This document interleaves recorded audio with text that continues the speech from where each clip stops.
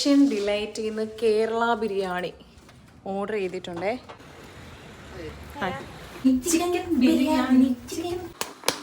ഓ നല്ല മണമുണ്ട് കേട്ടോ, നല്ല വിശപ്പുണ്ടായിരിക്കും.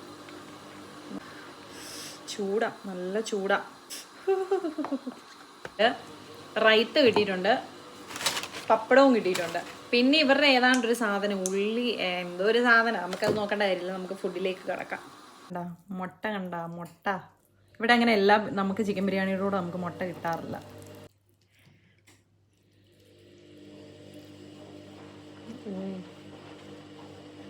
നല്ല രസമുണ്ട്.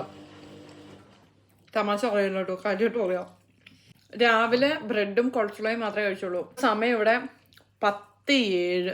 ഇത്രയും നേരം പട്ടിണി കിടന്നിട്ട് ഏഷ്യൻ ഡിലൈറ്റിന്റെ ചിക്കൻ ബിരിയാണി കഴിച്ച് എങ്ങനെ ടേസ്റ്റ് ഇല്ലാതിരിക്കും? നിങ്ങൾ തന്നെ ഇത് പറ. അപ്പം ഇത്രയേ ഉള്ളൂ. ബൈ.